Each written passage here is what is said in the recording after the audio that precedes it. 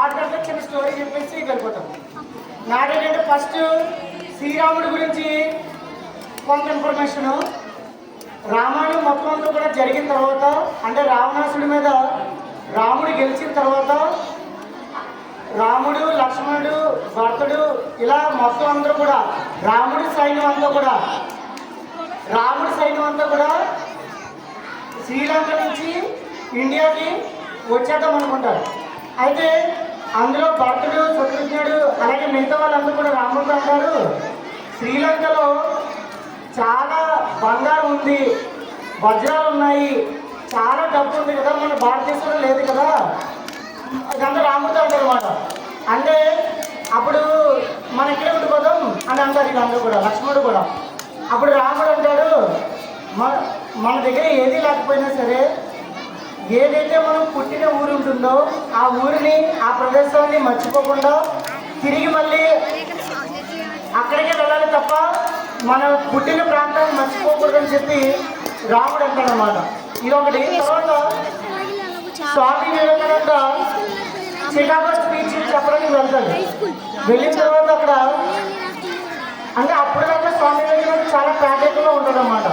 ఎప్పుడైతే చికాగోలో స్పీచ్ చెప్పిన తర్వాత అక్కడ చాలా ఫేమస్ అవుతాడు స్వామి వివేకానంద. దాదాపు కొన్ని రోజులు ఎక్కువగా చికాగోలో ఉంటాడనమాట. ఉన్నప్పుడు పెద్ద హోటల్లో ఆయన ఒక రూమ్ ఇస్తారు. అలాగే పంచపక్ష పర్వణాలు అంటే ఫుడ్ అంతా కూడా ఎక్కువ ఫుడ్ పెడతారు అన్నమాట. ఇదంతా చూసి స్వామి వివేకానందకి ఏడుపు వచ్చింది, కన్నీరు వచ్చింది. నా దేశంలో చాలా మంది పేదరికంలో నిండిపోయారు, ఈ అన్నం ఆహారం లేకుండా చాలా మంది బాధపడుతున్నారు, అలాంటిది నేను వాళ్ళని అక్కడ వదిలేసి ఇక్కడికి వచ్చాను అని చాలా బాధపడతాడు. అంటే దేశం యొక్క స్థితిగతుల్ని బాగా ఆలోచించుకొని దుఃఖిస్తాడు అన్నమాట. తిరిగి మళ్ళీ చికాగో నుంచి భారతదేశానికి వచ్చినప్పుడు అక్కడ ఒక ప్రాంతం మీదకి వస్తాడు.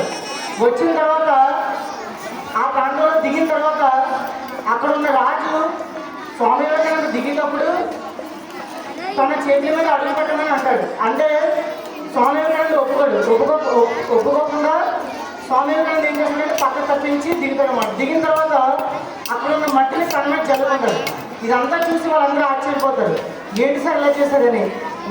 నేను ఎక్కడికి వెళ్ళినా సరే నా దేశాన్ని మర్చిపోను, ఈ దేశంలో ఉన్న గాలి, ఈ దేశంలో ఉన్న ప్రజలు వీళ్ళందరూ నా వాళ్ళు, కాబట్టి ఇది తల్లి లాంటిది, నేను తల్లి నుంచి దూరమై తిరిగి మళ్ళీ తల్లికే చేరుకున్నాను, కాబట్టి ఇది నా తల్లి ఒడిలో ఉంది కాబట్టి నేను దాన్ని జల్లుకున్నానని చెప్పి భారతదేశం మీద ఉన్న ప్రేమని తను తెలుసుకుంటాడు అన్నమాట. అలాగే రాయపల్లి సుబ్బారావు, ఈయన ఒక తెలుగు పండితుడు. ఈయన ఒక పద్యం రాశాడు. ఏంటంటే, ఏ దేశం ఎక్కినా, ఎందుకు కాలిగినా, ఏ పీఠం ఎక్కినా, ఎవరేమనినా, పొగడానికి వెళ్ళి భూమి భారతిని, నిలుపురానికి జాతి నిండి గౌరవం.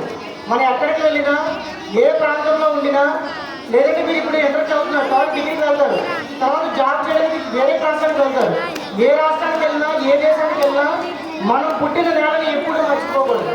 బాగా డెవలప్ అయిన తర్వాత మీ ఊరికి వచ్చి మీ ఊరికి అవసరాన్ని తీర్చాలి. మన ఊరి డెవలప్మెంట్ని మర్చిపోకూడదు అనేది దీని యొక్క మెయిన్ ఉద్దేశం అన్నమాట. అలాగే మన దేశ పౌరులు చాలా ముఖ్యంగా చెప్పాలంటే యంగ్, మీలాంటి పిల్లలందరూ కూడా రేపు పొద్దున్న 18 సంవత్సరాలు దాటిన తర్వాత ఓటర్లు వినియోగించుకొని దేశ యొక్క నాయకుల్ని, మంచి నాయకుల్ని ఎన్నుకోవాలి. అలాగే ఓటు వేసే ముందు అతను మంచివాడా చెడ్డవాడనేది కూడా ఆలోచించుకోవాలి. లంచకుండా లేదంటే మన ప్రాంతానికి ఏదైనా అభివృద్ధి చేస్తాడనేది కూడా చూసుకోవాలన్నమాట. అలాగే బ్రాహ్మణుడు ఒక మాట చెప్తాడు, అల్పబుద్ధి లేని అధికారం ఇచ్చిన దొడ్డవాణి మీద తొలగవచ్చు, చెడుబుద్ధి. ఈ పద్యంలో రాస్తాడు. ఓకే, ఈ పద్యంలో వాడు ఏం చెప్తాడంటే, బ్రాహ్మణ మంచివాడికి ఎంత ఇచ్చినా సరే దానిని తన సొంతాన్ని కాకుండా పక్క వాళ్ళకి ఉపయోగిస్తాడు. అలాగే ఇక్కడ చక్కవాడికి అధికారం ఇస్తే మన ప్రాంతాన్ని దోచుకొని వాడికి సంచులు వేసుకుంటాడు. అందుకే మనం నాయకులు ఎన్నుకునే ముందు చాలా జాగ్రత్తగా ఆలోచించుకోవాలి. ఎందుకంటే మన దేశానికి స్వతంత్రం ఊరికి రాలేదు, ఎంతోమంది ప్రాణత్యాగం చేస్తూ వచ్చింది. అలాంటి త్యాగం చేసిన నేలని చాలామంది లంచగొండలు, రాజకీయ నాయకులు వీళ్ళందరూ కూడా దోచుకొని తింటున్నారు ప్రజలకి. ఇప్పటికీ కూడా మన అనకాపల్లిలో కరెంట్ లేని ప్రాంతం కూడా ఉన్నారు. ఆ ప్రాంతానికి కరెంట్ లేదు. మనకి స్వతంత్రం వచ్చి 78 సంవత్సరాలు అయిపోయింది. అయినా ఒక ఊరికి కరెంట్ లేదంటే ఎంత సిగ్గుపడాలో ఆలోచించుకోండి. మన ఊరే కాదు, ప్రతి జిల్లాలో కూడా కరెంట్ లేని వాళ్ళు కూడా ఉన్నారనమాట. అలాగే చంద్రశేఖర్ ఆజాద్, మనకి స్వతంత్రంలో చంద్రశేఖర్ ఆజాద్ గురించి చెప్పుకోవాలి. ఆయన 15 ఏళ్ళ వయసులో చాలా మంది బ్రిటిష్ వాళ్ళని చంపాడు, గొడవలు దిగాడు.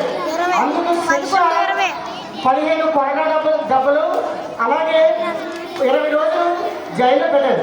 అయినా సరే భయపడకుండా తెగించి నా పేరు ఆజాద్, నా తండ్రి పేరు స్వేచ్ఛ అని చెప్పి తన చంద్రశేఖర్ అనే పేరుని ఆజాద్గా మార్చుకున్నాడు. సో అది చంద్రశేఖర్ ఆజాద్.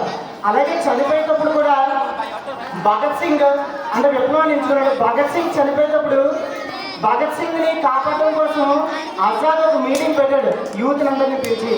ఆ మీటింగ్లో బ్రిటిష్ వాళ్ళు వచ్చి ఆజాద్ని పట్టుకుందాం అనుకున్నారు. కానీ ఈ బ్రిటిష్ వాళ్ళు దొరకకూడదని చెప్పి తుపాకుతో తల మీద ఎక్కుపెట్టి ఆత్మార్పణ చేసుకున్నారు.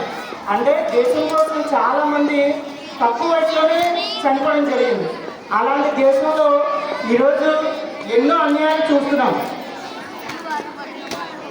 ముఖ్యంగా చెప్పాలంటే ఒక 2 days బ్యాక్ ఒక మెడికల్ స్టూడెంట్ని ఒక మెడికల్ కాలేజ్లో అన్యాయంగా ఆ అమ్మాయిని రేప్ చేశారు.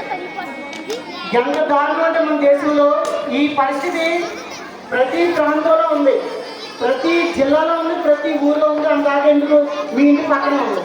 కాబట్టి మన దేశానికి స్వతంత్రం జెండా ఎగరడానికి వచ్చినట్టు ఉంది.